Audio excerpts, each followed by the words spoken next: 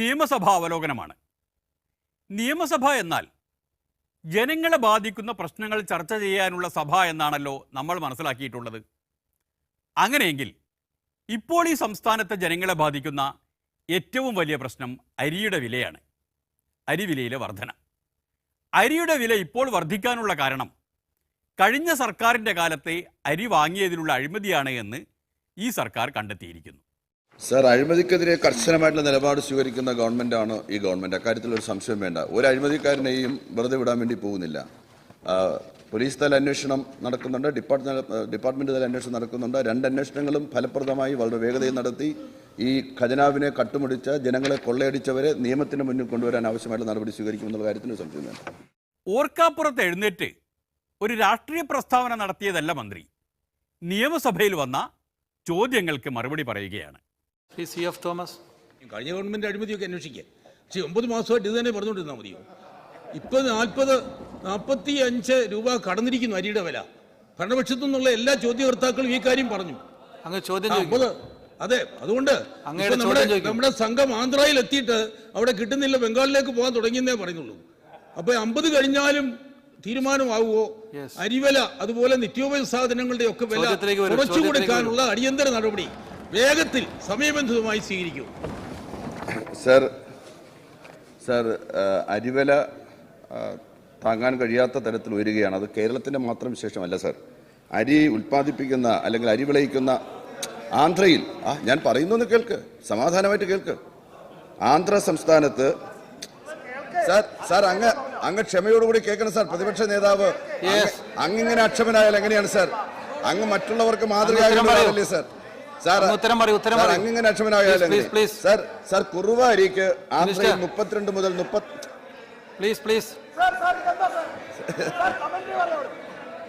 അങ്ങ് ആ കമന്റ് നോക്കണ്ട മിനിസ്റ്റർ, ബഹുമാനപ്പെട്ട മിനിസ്റ്റർ, അങ്ങ് ചെയറിനെ നോക്കി സംസാരിക്കൂ. ചെയറിനോട് സംസാരിക്കണ്ടേ? അങ്ങ് ചെയറിനോട് സംസാരിക്കും. ആരെങ്കിലും കമന്റ് പറയുമ്പോൾ അതിന് മറുപടി പറയാൻ നിൽക്കണ്ട. സാർ, ഞാൻ ആഗോള പ്രതിഭാസം എന്നല്ല സാർ പറഞ്ഞു. ഞാൻ അഖിലേന്ത്യാ അടിസ്ഥാനത്തിൽ എല്ലാ സംസ്ഥാനങ്ങളിലും സാർ എല്ലാ കാലത്തും അരിയുടെ വില കുറഞ്ഞ സംസ്ഥാനം ഈ തമിഴ്നാടാണ് സാർ. തമിഴ്നാട്ടിൽ പോലും അരിക്ക് വില കൂടുതലാണ് സാർ. ആന്ധ്രയിൽ വില കൂടുതലാണ്, കർണാടകത്തിൽ വില കൂടുതലാണ് സാർ. അവിടെ നിന്നൊക്കെയാണ് സാർ നമ്മൾ അരി മേടിക്കുന്നത്.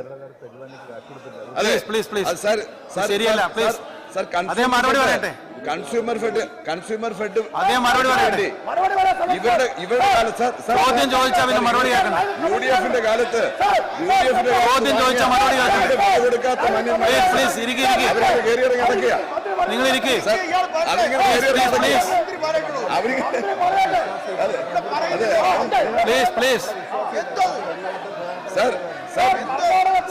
തോമസ് ചോദിച്ചപ്പോ അതിന് ഉത്തരം പറയണ്ടേ?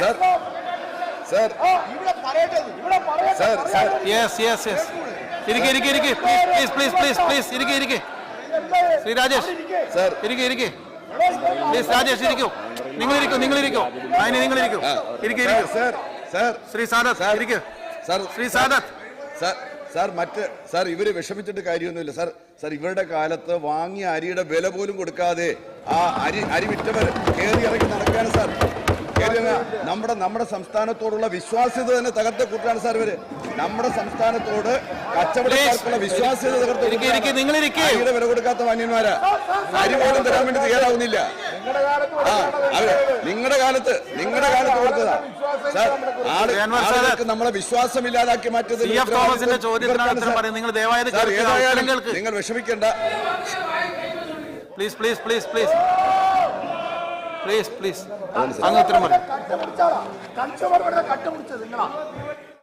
ഇങ്ങനെയല്ല ഈ സഭ നടക്കേണ്ടത് എന്ന് പുറത്തു നിൽക്കുന്ന നമ്മളെക്കാൾ അറിയുന്നവരാണല്ലോ അകത്തിരിക്കുന്നത്. സഭയിൽ എങ്ങനെയാണ് അംഗങ്ങൾ പരസ്പരം സംബോധന ചെയ്യേണ്ടത് എന്നും എങ്ങനെ നോക്കിയാണ് സംസാരിക്കേണ്ടത് എന്നുമൊക്കെ ആ സഭയുടെ ചട്ടങ്ങളിൽ പറയുന്നുണ്ടത്രേ. ശ്രീ എൻ ശംസുദ്ദീൻ സർ, ഈ കൺസ്യൂമർ ഫെഡിനെ സംബന്ധിച്ചുള്ള ചോദ്യം വളരെ പ്രസക്തമാണ്. ഇവിടെ കൺസ്യൂമർ ഫെഡിന്റെ കഴിഞ്ഞകാല ചെയ്തികളും അതിൽ വന്നിട്ടുള്ള അഴിമതികളൊക്കെ അന്വേഷിക്കുന്നതിൽ ആർക്കും എതിർപ്പൊന്നുമില്ല. അന്വേഷിച്ചോ, നടപടി എടുത്തോളൂ. മറുപടി പറയണ്ട ശ്രീ ശംസുദ്ദീൻ? അല്ല, പറയട്ടെ. മറുപടി മന്ത്രിമാര് പറഞ്ഞോളൂ. അല്ല, അന്വേഷിക്കുന്നു മന്ത്രി ആണല്ലോ പറഞ്ഞത്. അന്വേഷിക്കുന്നു പറഞ്ഞുകൊണ്ട് പറഞ്ഞാണ് മന്ത്രി പറഞ്ഞതാണ്. അങ്ങ് ചോദിക്കും. അപ്പോ സർ അങ്ങ് ചോദിക്കും സർ സർ മറുപടി പറയേണ്ടതാണ്. സർ നിങ്ങൾ ഇത്ര അസഹിഷ്ണുത കാണിക്കാനൊന്നുമില്ല. ഞാൻ ഷംസുദ്ദീനോട് അദ്ദേഹം അത് അംഗീകരിച്ചിരിക്കുന്നു. സർ ഇവിടെ നടപടികൾ ഉണ്ട് എന്ന് മന്ത്രി പറയുന്നു. എന്താണ് നടപടി? ഈ കൺസ്യൂമർ ഫെഡിനെ ഉപയോഗിച്ചുകൊണ്ടുള്ള നിങ്ങൾ ശ്രദ്ധിച്ചില്ല. കൺസ്യൂമർ ഫെഡിനെ ഉപയോഗിച്ചുകൊണ്ട് എങ്ങനെയുള്ള മാർക്കറ്റ് ഇന്റർവെൻഷൻ നടത്താനാണ് ഉദ്ദേശിക്കുന്നത് എന്ന് വ്യക്തമാക്കാമോ? ഇതാണ് എന്റെ ചോദ്യം. സർ, കൺസ്യൂമർ ഫെഡ് ഇതിനകം തന്നെ 241 സപ്ലയർമാർക്കായി 52 കോടി രൂപ നൽകി. ഈ ഗവൺമെന്റ് വന്നതിന് ശേഷം നൽകിയതാണ് സർ. ഈ ഇനത്തിൽ ഞാൻ പറയട്ടെ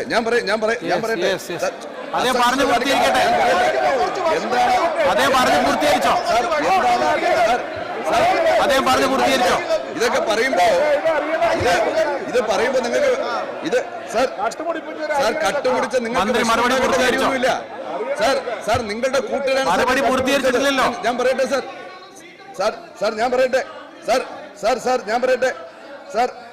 സാർ കൺസ്യൂമർ ഫെഡ് ഇതിനകം 241 സപ്ലയർമാർക്കായി 52 കോടി രൂപ ഈ ഗവൺമെന്റ് കൊടുത്തു.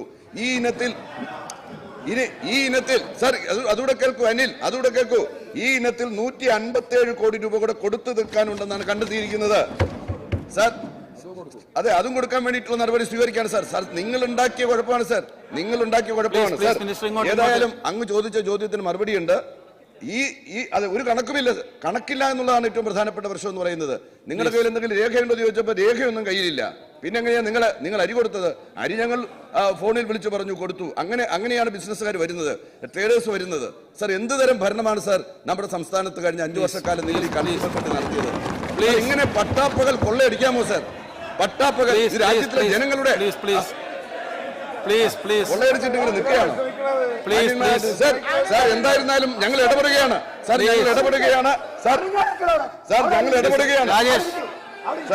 അങ്ങ് മറുപടി പറഞ്ഞ് അവസാനിപ്പിക്കൂ. സാർ ഞങ്ങൾ ഇടപെടുകയാണ്. മറുപടിയിലേക്ക് വരികയാണ്.